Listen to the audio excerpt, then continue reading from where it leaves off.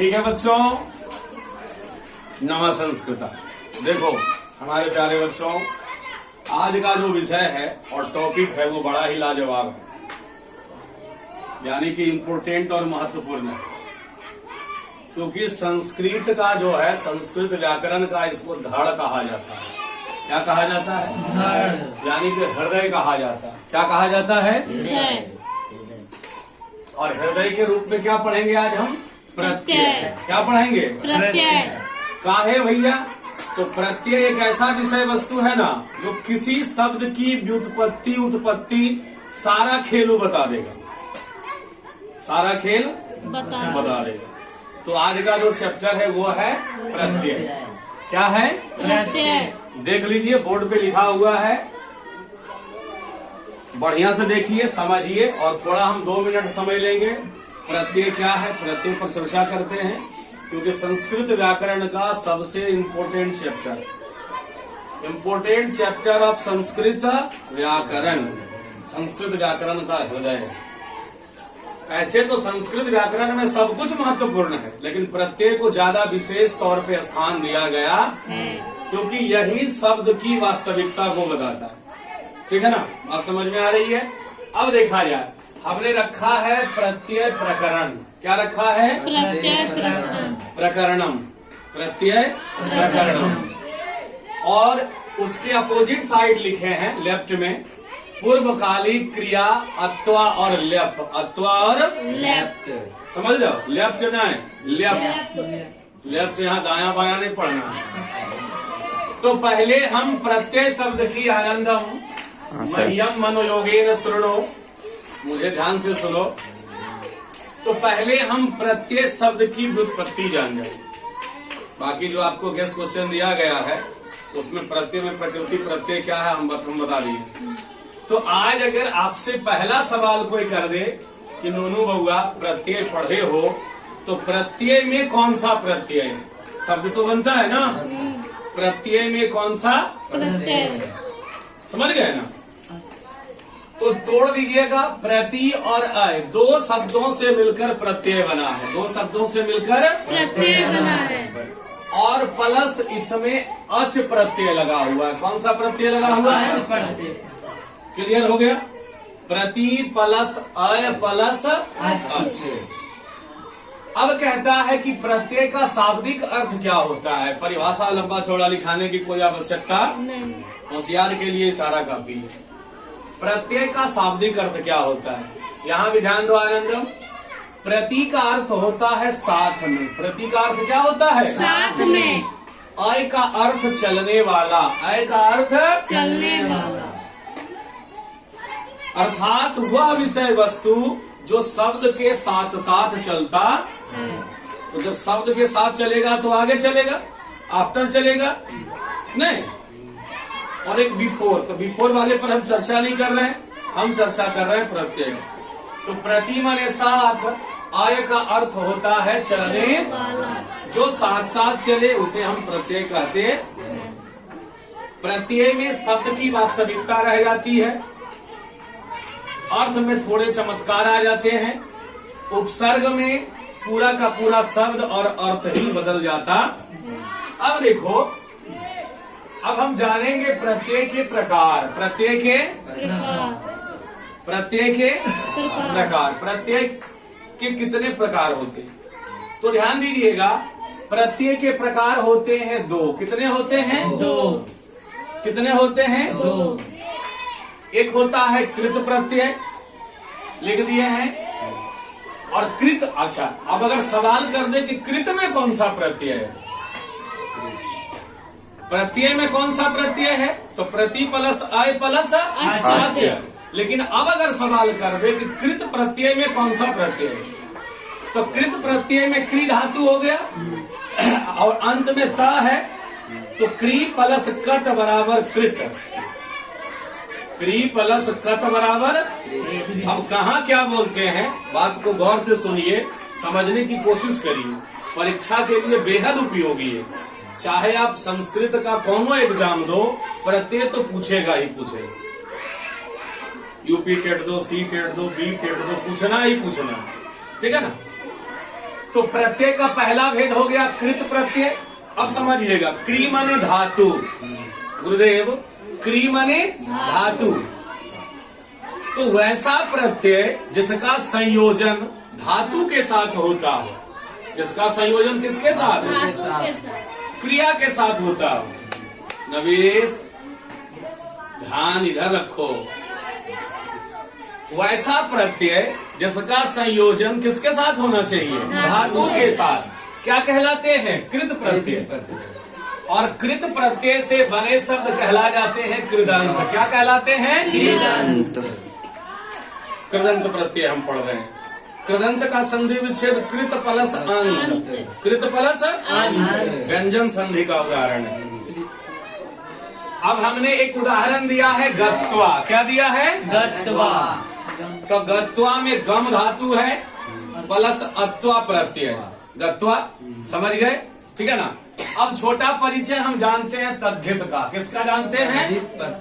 तत् प्लस हित, तत् प्लस हित बराबर तद्धित। ठीक है ना।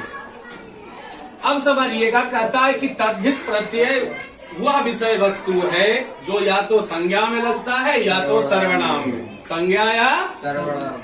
तो संज्ञा या सर्वनाम में लगने वाले प्रत्यय को हम कहते हैं तद्धित। क्या कहते हैं? तद्धित। और तद्धित प्रत्यय से बने शब्द कहलाते हैं तद्धितांत। क्या कहलाते हैं? तद्धितांत। यहाँ हमने उदाहरण दिया है, मनु एक शब्द है और एक शब्द है अन। एक शब्द क्या है? अन। तो दोनों मिलकर बन गया मनु प्लस अन बराबर मानव। क्या बन गया? मानव। और अगर परीक्षा में सवाल आपके आ जाए कि मानव हमें कौन सा प्रत्यय है, दानव हमें कौन सा प्रत्यय है, तो अपने तरफ से कॉमन सेंस लगाना कि संज्ञा सर्वनाम हो और अंत में अवह अवह जुटा हो। यादवः, दानवः, है ना, पांडवः, मानवः। समझ गया है ना। तो जहाँ अवह अवह लगा हो वहाँ अन प्रत्यय होगा। क्या होगा? अन प्रत्यय। बाकी तो नियम हम प्रत्येक का बताएंगे। तो आज का जो विषय वस्तु है वो आप नियम देख लीजिए। ऊपर में इस शीर्षक में दिया गया है पूर्वकालिक क्रिया अत्वा प्रत्यय और ल्यप प्रत्यय। अत्वा प्रत्यय और ल्यप प्रत्यय। तो नियम देख लिया जाए। आनंदम बिल्कुल ध्यान से। कहता है कि जब दो क्रिया हो, वाक्य के अंतर्गत दो क्रिया हो, वाक्य के अंतर्गत दो क्रिया हो, एक क्रिया पहले हो जाती है, एक क्रिया पहले हो जाती है। बिल्कुल फिनिश। पूर्वकालिक परिभाषा गंभीर। पूर्व माने पहले, कालिक माने घट चुकी, कालिक माने घट चुकी। एक क्रिया पहले खत्म हो चुकी, दूसरी क्रिया पीछे होती है और जो दूसरी क्रिया होती है वह बाद में होती है। तो हमें दूसरी क्रिया पे ध्यान नहीं देना है, पहली क्रिया पे ध्यान देना है। तब पहली क्रिया को हम पूर्वकालिक क्रिया कहते हैं। कौन क्रिया कहते हैं? पूर्वकालिक क्रिया।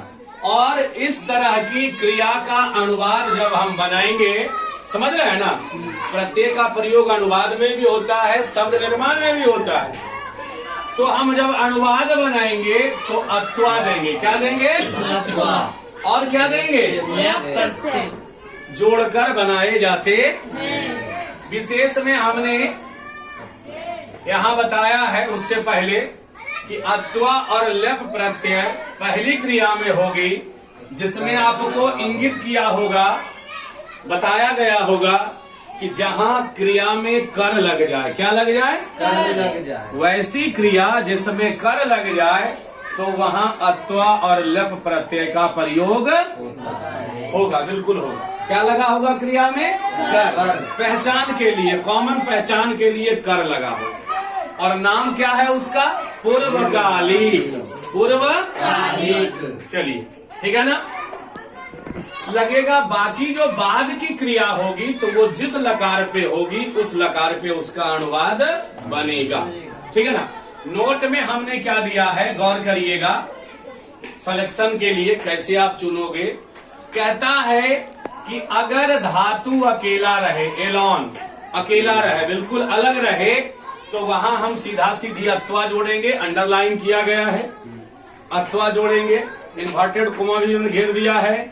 और अगर उपसर्ग युक्त धातु हो, धातु कैसा हो? उपसर्ग युक्त, तो हम वहां लेप प्रत्यय का प्रयोग करेंगे। कौन सा प्रत्यय का प्रयोग? समन्वय देख लीजिए, अत्वा वाला समन्वय हम कर रहे हैं। धातु प्लस प्रत्यय बराबर बना शब्द, धातु प्लस प्रत्यय बराबर बना शब्द। आइए तो हम कुछ कुछ को देखते हैं, लिखते जाइएगा। पठ प्लस अत्वा लिखाता है कत्वा, लेकिन का हो जाता है साइलेंट, वहां उसकी संज्ञा हो जाती है, जुड़ जाते हैं और पढ़ा जाता है अत्वा। और जब इधर का हलंत और इधर का आधा मिलता है तो वो हर्षिकार इत की संज्ञा उत्पन्न करती, समझ गए ना? तो पठ प्लस अत्वा बराबर क्या बन गया? और इसका नियम मतलब हिंदी क्या हुआ? पढ़कर। क्या हुआ? पढ़कर। अब तो समझ गए होंगे। 2 4 5 टाइप का इसी प्रकार देखिए। दा धातु प्लस अत्वा बराबर हो गया दत्वा, बराबर क्या हो गया? इसका मतलब हो गया देकर। क्या हो गया? देकर। और देखिएगा हन प्लस अत्वा, हन प्लस बराबर हो गया हत्वा। क्या हो गया? मारकर। क्या हो गया? अच्छा, अब होगा खाद प्लस अत्वा, खाद प्लस अत्वा बराबर क्या होगा? खादित्वा। क्या होगा? देखिएगा, सुनिएगा और समझने की कोशिश। पा प्लस अत्वा, पा प्लस बराबर हो जाएगा पित्वा। क्या हो जाएगा? परीक्षा में सवाल आएगा, पित्वा में कौन सा प्रत्यय है? पा है कि पिब है? तो क्या लगाइएगा? पा लगाइएगा, पिब नहीं लगाइएगा। खादित्वा का मतलब होता है खाकर, पित्वा का मतलब क्या होता है? पीकर। अब देखिए, दृश्य माने देखना, नहीं गुरुदेव, प्लस अत्वा तब दृष्टवा हो जाएगा, दृष्टवा होगा। क्या होगा? दृष्टवा। दृष्टवा माने देखकर, दृष्टवा माने देखकर।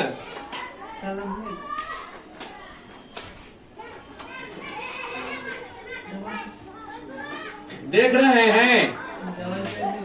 असना माने नहाना प्लस अत्वा तो क्या हो जाएगा? असनात्वा माने नहाकर, देखकर। अब हो गया असनात्वा तो क्या हो जाएगा? नहाकर। चलिए, इस टाइप के हमने 5-6 देख लिए। अब इसी टाइप का आएगा, आप वर्क करोगे। अब इस पर एक अनुवाद बताते हैं। क्या बताते हैं? अनुवाद। जैसे देखिएगा, अनुवाद में यहां बताते हैं, अत्वा पर ही अनुवाद है। देखोगे आनंदम, वह खाकर घर गया, वह खाकर घर गया। इस टाइप के जो आ रहे हैं परीक्षा में सवाल है, बता देना है। असनात्वा का प्रकृति प्रत्यय क्या है? तस्मा धातु है, अत्वा प्रत्यय है। अब अनुवाद देख लीजिए। आनंदम, खाकर में कर लगा हुआ है तो इंगित है कि इसमें अत्वा प्रत्यय लगा हुआ है ना? तो क्या हो जाएगा? सह खादित्वा। अब बाकी ये भूतकालिक है तो भूतकाल पे बनाएंगे। क्या है? तो सह खादित्वा गृहम आगच्छत्। लिख लीजिए इसको प्रेम से। का बताएंगे समन्वय करना, लिखा हुआ है लेप का समन्वय, जिसको साइंस की भाषा में इक्वेशन और संस्कृत की भाषा में अन्वय कहते हैं। क्या कहते हैं? संयोजन भी कहते हैं। तो अत्वा में हमने देखा धातु अकेला था, लेकिन यहाँ धातु उपसर्ग के साथ आएगा। कैसे आएगा? तो इसमें एक चीज और बढ़ा देना है। पहला में क्या बढ़ा देना है? उपसर्ग। क्या बढ़ा देना है? प्लस धातु प्लस प्रत्यय। तो देखा, लिखा जाए तो लिखना आ प्लस दा प्लस ल्यप, आ प्लस दा प्लस ल्यप। अब शब्द क्या बनेगा? आदाय। क्या बनेगा? दा धातु है ना बच्चा, गुरुदेवम दा धातु है, तो दा धातु माने देकर, और अगर लेकर होगा तो आ प्लस दा प्लस ल्यप, तो आदाय का मतलब क्या हो गया? लेकर। क्या हो गया? लेकर। इसी प्रकार देखिएगा, गत्वा हो गया, अगर जाकर का हो गया गत्वा, लेकिन कोई कहेगा आकर का बनाइए, तो आकर का क्या होगा? आ उपसर्ग प्लस गम धातु प्लस ल्यप प्रत्यय, क्या बनेगा? आगत्य। तो इसका हिंदी क्या होगा गुरुदेव? आकर। क्या होगा? चलिए, उपगम्य, उप प्लस गम प्लस ल्यप, गम्य।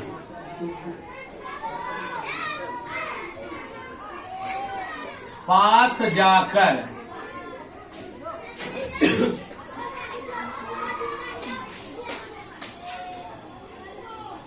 अब देखो, प्र प्लस नम प्लस ल्यप, क्या हो जाएगा? प्रणम्य। क्या हो जाएगा? प्रणाम करके। ठीक है, 3-4 गो हो गया। इसी टाइप का बनेगा। इसी टाइप में देखिए आता है वी प्लस हा प्लस ल्यप, वी प्लस हा प्लस विहाय माने छोड़कर। अच्छा, उसके बाद आता है उपविश्य, उप प्लस विष यानी अस्था धातु प्लस ल्यप, विष माने बैठना, तो उपविश्य क्या हो गया? बैठकर।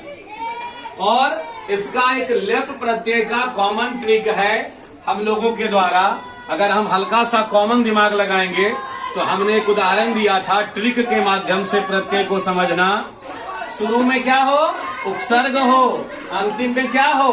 या हो, लेकिन धातु हो, तद्धित वाला नहीं हो।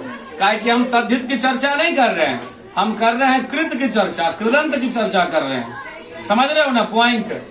शुरू में उपसर्ग हो, बीच में, बीच को छोड़ दीजिए, शुरू में उपसर्ग, अंतिम में या हो, तो वो किस प्रत्यय का उदाहरण होगा? ल्यप। ठीक है ना। अब हम कुछ अनुवाद देख लेते हैं, 5-6 अनुवाद देख लेते हैं। किस पर? अत्वा और ल्यप प्रत्यय। अत्वा और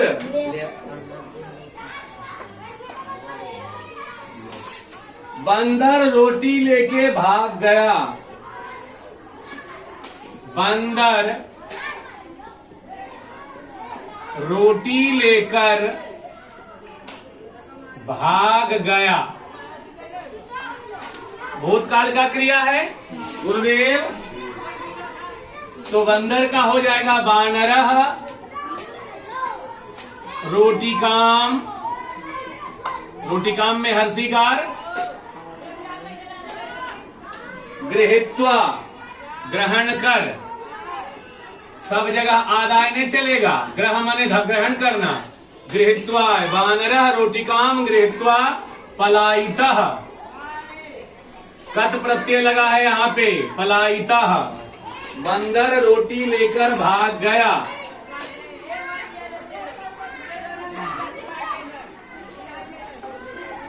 अब देखिएगा, धन पाकर, धन सभी खुश होते हैं,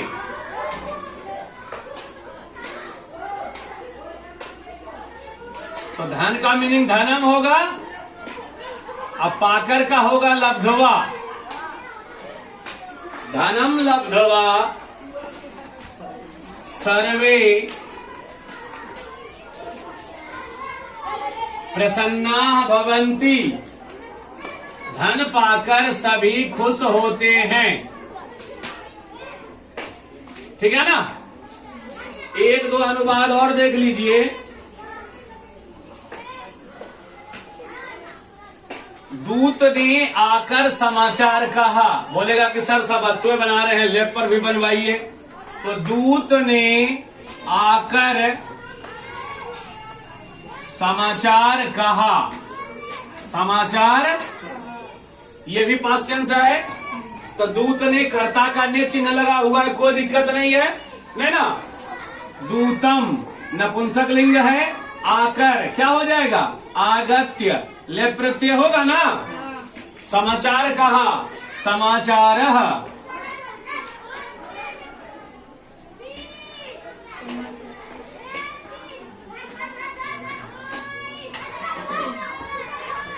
देख रहे हो। समाचारम कथितवान, कतवतु प्रत्यय का प्रयोग हुआ है।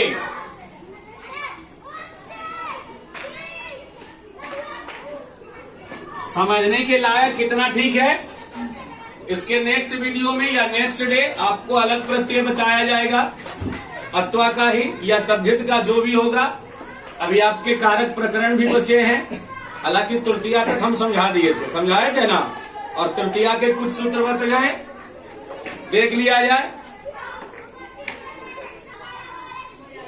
देखो, आप इसको नोट कर सकते हो, परीक्षा के लिए बहुत ही इंपॉर्टेंट चीज है। प्रत्यय पूछता ही पूछता है, चाहे वो अनुवाद का सेक्शन हो या ऑब्जेक्टिव हो, पूछता है ना। मन से पढ़िए। अब आपका वर्क क्या है कि हमारे द्वारा बताए गए जो भी तथ्य हमने बताया, घर में गैस पेपर है, किताब है, व्याकरण है, उसको निकालिए, उस पर चर्चा करिए, अपने ज्ञान को बढ़ाइए, है ना। ठीक है, धन्यवाद।